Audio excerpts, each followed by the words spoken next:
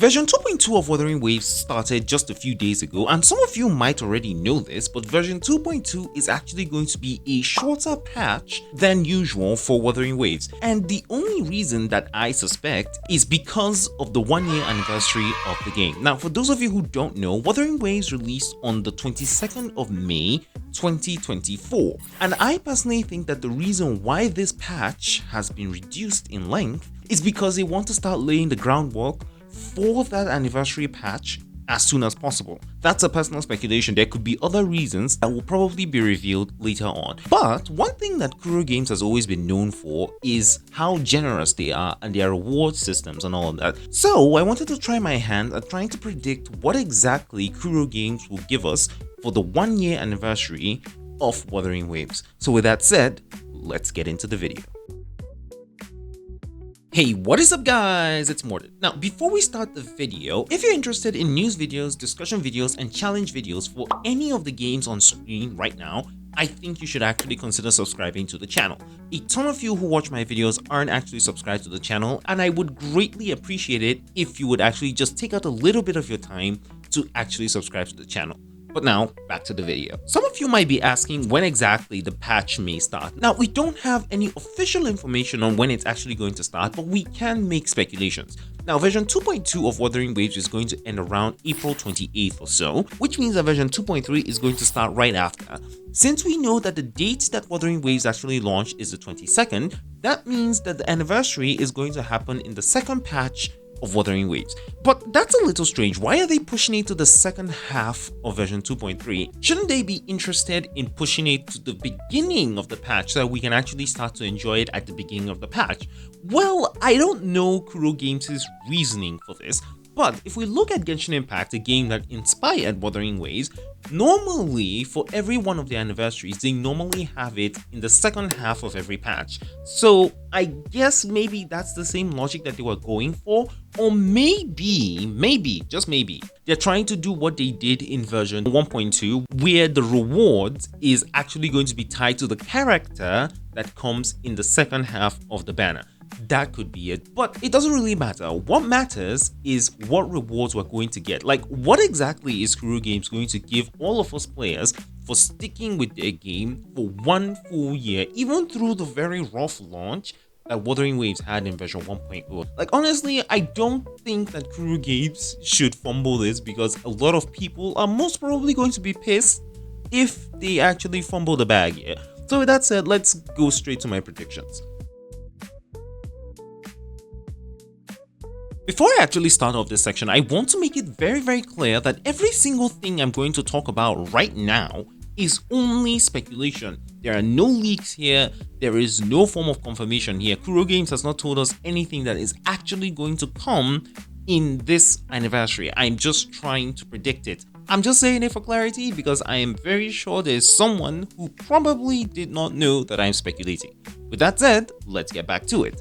Now, I've already talked about the very rough launch that Wuthering Waves had in version 1.0, and one of the things that they did to compensate players for all of the bad things that were happening at the time was this 5-star selector. And this allowed every single person who started off Wuthering Waves in the past year to be able to select up to 3 standard 5-star characters out of the 5 that are on the banner, which is absolutely very awesome. But that 5-star selector is going to expire very soon, which means that every single new player that comes into the game from the time when that banner expires will no longer be able to get access to 3 standard 5-star characters. They will only have access to 2, unless they get lucky and get double 5 stars whenever they pull. But the chances of that happening are quite low. So how exactly are they going to implement the 5-star thing? Now, the idea that I have for this is actually quite simple.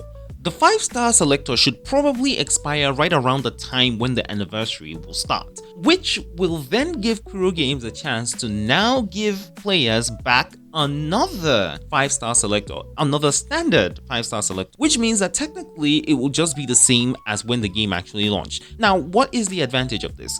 Every single player that has already been playing beforehand will now have access to another free standard 5-star character, while every single player that is coming into the game for the next 1 year will have access to 3 standard 5-star characters. And I personally think that that's a good thing. Players who have been sticking with the game for so long and who probably don't pull as much because they're free-to-play players will still have access to more characters than people who are just coming into the game. Or those players can actually just go for sequences for characters that they want, especially characters like Verena or Encore or someone else, who knows. Now, the only thing that I don't like about this is that it's probably not going to feel very, very significant to a lot of people because they're just going to say, we've had it before, so what difference does it make? Let me hear your thoughts about this. Do you guys think that this is a bad idea to have another 5-star selector that will probably last for another full year?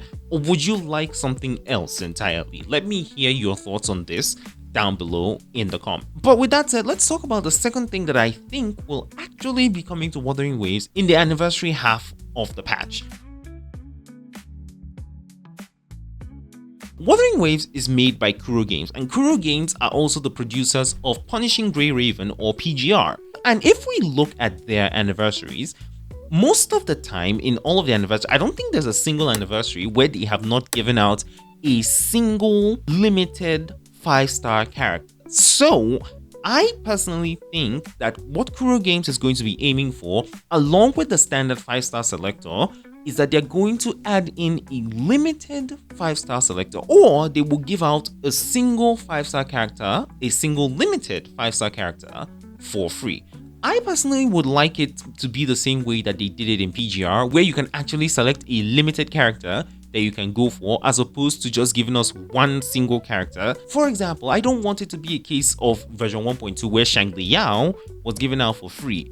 Some people may not want Shangli-Yao, but it's still a free character, so they'll definitely go for it. But I think a lot more people would appreciate if they could just select one free character that they probably missed their initial launch or they missed their rerun, and then be able to add that character to their roster. I think it's something that a lot more people will actually appreciate. Now, since we're already on the topic of limited 5-star characters, what about 4-star characters? Now, I personally don't know how exactly they're going to go about 4-star characters.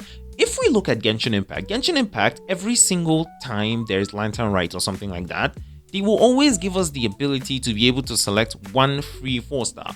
But now at this point, I think that the rewards are a little too much, in my honest opinion. Like, if I now add in a 4-star selector as well, I think that it's actually going to be a little bit much. I don't think that it's something that will cause Kurogames to lose a ton of money, but I think that it will probably be just a little too much and maybe just a little bit too greedy. Like, one thing we have to remember, even though Kurogames is known as a generous company, they are still a gacha company, and gacha companies are not normally this generous and nice. So you shouldn't really expect all of this to come to you guys.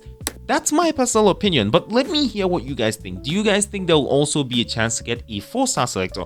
Or do you think that they will only do a free 4-star and then not give us anything else? Similar to what Genshin Impact does. I personally don't think they're going to do what Genshin Impact does, but you never know what could happen. While I was editing this, I actually thought up another idea. What if, instead of Wuthering Waves actually giving us a 4-star selector, they just give us a shop that allows us to buy any 4-star character that we want? Or they could actually reverse it, where they actually give us a 4-star selector, but then they give us a shop that allows us to buy any 5-star character that we want. Not the sequences of the character, the actual character themselves. I think that's another good compromise that will not actually make it feel too cheap for everybody to get. But let me hear your thoughts down below. Now, the last thing that I think that they're going to probably give us are skins. Now, for the anniversary, as much as they are going to be celebrating that they've been able to keep the game running for a full year, they will also be looking for a way to make some more money. And I personally think that one good way to do that is to bring in skins. Not only skins, but a ton of other stuff that a lot of people could enjoy. Another thing that they could do is that they could actually reset the top-up bonuses, which will then probably incentivize people to actually pull for more characters. Because if Wuthering Waves decides to go the Shangli-La route, where they only give out one limited 5-star character, not any character that we want, for free, it will most likely be the character that releases with the anniversary half of the patch. which probably means that a lot of people will want to pull for sequences if the sequences of that character are that good. So if they add in the top-up bonuses thing, a lot of people will most probably be incentivized to actually spend some more money on the game, which in turn makes Kuro gain some more money, which is still good in my very honest opinion. But I think that's where I'm going to end it off, because I can't really think of anything else that they could do that a lot of people would appreciate apart from skins, merch drops, and top-up bonuses. But let me hear your own suggestions down in the comments below. Thank you all so much for watching. Subscribe to the channel for news videos, challenge videos, lore videos, and sometimes guides on Wuthering Waves, Genshin Impact, Azure Promilia, Ananta, and Neverness to Everness. Also join the hideout on Discord, and I will catch you guys in the next video. Peace, guys.